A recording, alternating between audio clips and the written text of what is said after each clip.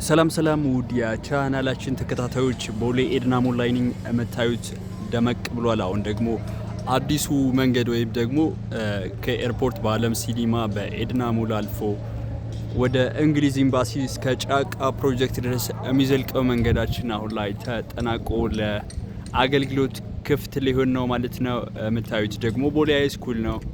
የተወሰነ ኤሪያ ተገብቶበታል። ቦሌ ሃይ ስኩል ወደ 40 ሜትር ያህል ገባ ተደርጎ ለግሪን ኤሪያ እንደዚህ በአማረ ሁኔታ ተዘጋጅቷል ማለት ነው። የእግረኛ መንገድ፣ የብስክሌት ልክ እንደምታዩት መንገዱ አምሮበታል። ይሄ ወደ 22 የሚወስደው የቦሌ ኤድና ሞል አስፋልት ነው ማለት ነው። ታዲያ የምታዩት ደግሞ አለምነሽ ፕላዛ ነው። አለምነሽ ፕላዛ ቀጥለን ደግሞ ዲማ ሆፕ ሪል ስቴቶች ከ20 ካሬ ጀምረን የንግድ ሱቆችን እየሸጥን ነው የምንገኘው። መኖሪያ ቤት ደግሞ ከባለ 2 መኝታ እስከ ባለ 4 መኝታ ድረስ በመሃል ቦሌ ኤድና ሞል አሁን ላይ የተናጠል ዲጂታል ካርታ አዘጋጅተን እየሸጥን ነው የምንገኘው። እናንተም ስለ እነዚህ የንግድ ሱቆች እና መኖሪያ ቤት አፓርትመንቶች መረጃ ስትፈልጉ እኔ ካሳሁን ባላለው የዲማ ሆፕ ሪል ስቴት የሽያጭ አማካሪ ነኝ። እታች